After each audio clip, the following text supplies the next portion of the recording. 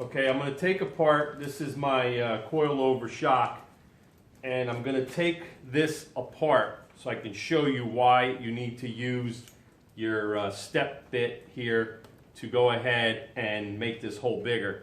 So you take this little nut, little screw out, okay? Let me just set it here. It's the same principle as the back. I have a video on that earlier in the series. So you take off your adjustment knob, okay? Take off your lock nut, okay? You take off your lock nut. Let me show you here, okay? Then you have your collar, aluminum collar that fits over your plastic bushing, okay? So put that down. And then the reason why you're drilling that 3/4 of an inch is because you see that plastic coupling there? This piece right here has to sit flush in your frame. So let me just put this down for a second and show you a close-up. Okay, show you close-up. So right here, you see that? Oop. Take my glove off. This right here sits inside the frame. I'm going to bring you down closer so you can see it, and then I'm going to assemble everything so you know exactly what I'm doing. So I'll be right back. All right, here we are. This is the little screw that holds the cap on with the lock nut. The plastic bushing is right here. The aluminum cap that fits over that. And this is the reason why we're drilling a hole in the frame, because what happens is you want this to sit inside, and it doesn't go in, as you can see that right there. It doesn't want to go in, so I have to drill it. I started drilling it already, so I have to go a little bit more and make sure that this piece fits in. I'm going to turn the camera back on when I'm ready to install it to show you exactly what I'm doing. Okay, I just got done drilling that hole with the uni-bit. And this is why you need to do that. Okay, see that right there? It fits right inside, and it fits cleanly, okay? There's no spaces, so everything's gonna fit there and operate the proper way. If you have any questions, let me know. Leave them in the comment section, and I'll get back to you. So now what I have to do is assemble the coilover shock. Okay, I am going to take this apart again so you can see how I do this. This is the 8-inch coil spring. Okay, so how I'm going to do this is according to the directions, obviously. But what you do on your front coil shock, remove this little hex screw, which is a T10.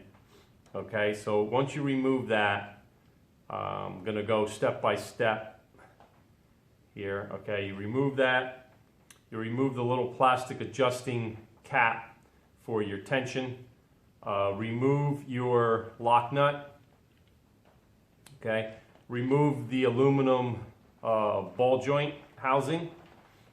Remove the plastic housing.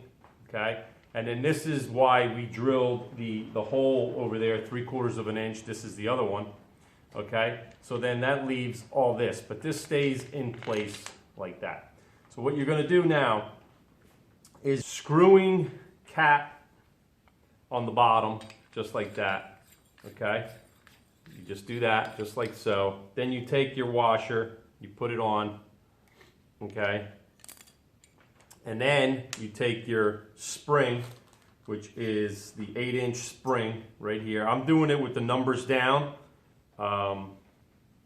They don't give you any directions on how it actually goes. So that's going to go like this, okay?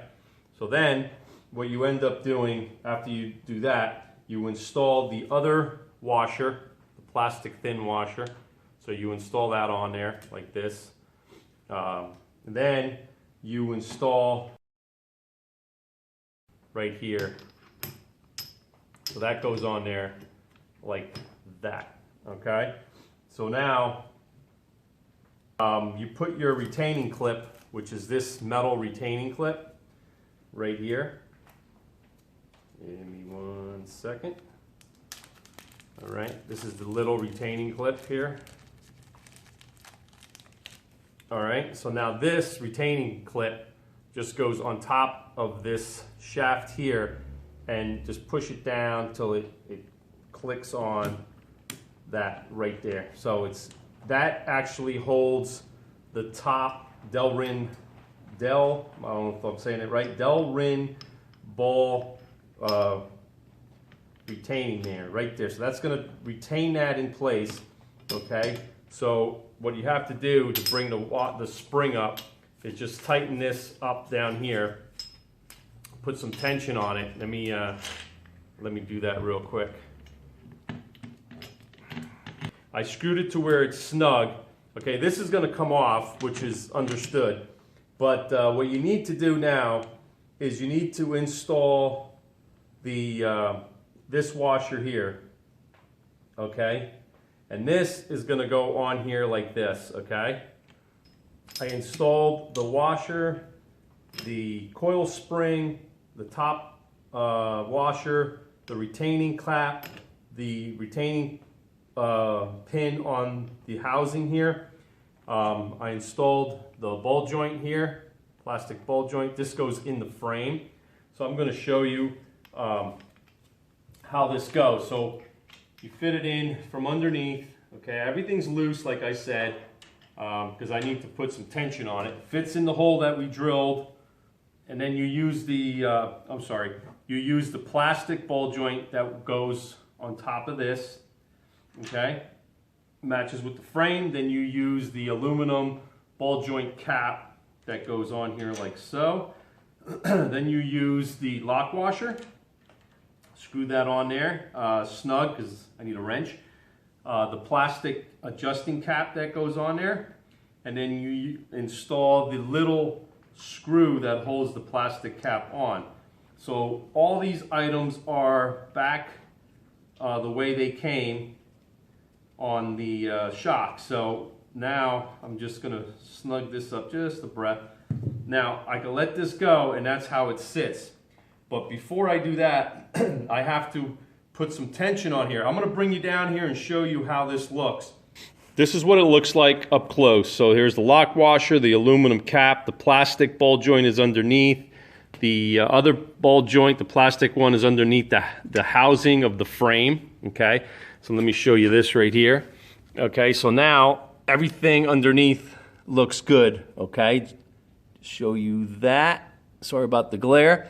So now what you have to do is just put some tension on it by screwing this bottom adjusting knob. Okay, but before I do that, what I want to do is I want to put some tension on this lower control arm. So I'm going to bring this control arm up and install the bolt. Give me 1 second. Okay, here are the aluminum spacers that go on the bottom of the coil spring. So that goes on there like this, okay? And then you install the other one on the other side, just like that. Okay. Now, once that's done, you take your bolt and you slide the bolt through the housing. I need 2 hands for this, so I'm going to actually turn the camera off and then turn it back on. But you need to slide the bolt in through the housing, and it'll hold on to that. I got to lift the control arm, so I'll be right back. Okay, I'm sliding the bolt through the other side, and that pretty much installs the coilover system. So the only thing now you have to do is adjust the coil spring here. So make sure it's not riding off of this plate that's up here. So once you do that, I'm going to make sure that everything's nice and snug, and I'll be right back. I wanted to show you, in order to tighten this shock, you need to hold the top piece here with a little wrench, okay, right here, just like that.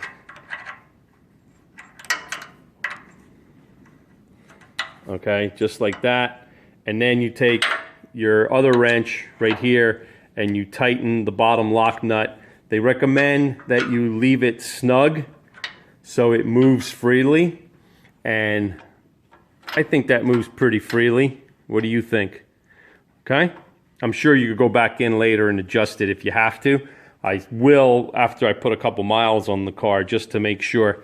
Then I had to take the lower control arm back off right here, okay? Just so you know. So what I'm going to do is bring this back up here and reinstall the lower control arm just like that, just so I could go ahead and put the bolt through. So I'll be right back.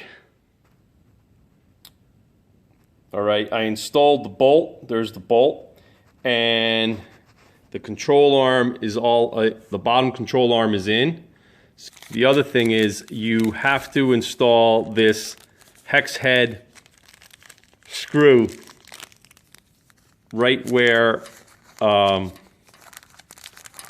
this goes right here, okay? So you have to remove this little plastic piece so you're able to screw this in. It's a little hex head screw. So once you're done adjusting the height of your coilover, you just slide that in there and you tighten it up, and that keeps the retaining clip from spinning loose. So the shock here, I just have to adjust it a little bit more because there's a lot of play. Just wanted to show you that. So I just want to make it a little tighter. And now I drilled the hole through the frame. The upper control arm is done, so I have to bring this back over. Okay, just like that. Okay, so once I do that, this is the other side, all complete. So the only thing I have to do is to go ahead and torque the lower bolt and the upper control arm, lower control arm. There's the bolt that I need to torque, 75 foot-pounds. I haven't done that yet. Just wanted to show you this side. All right, so that's it. This is the other side.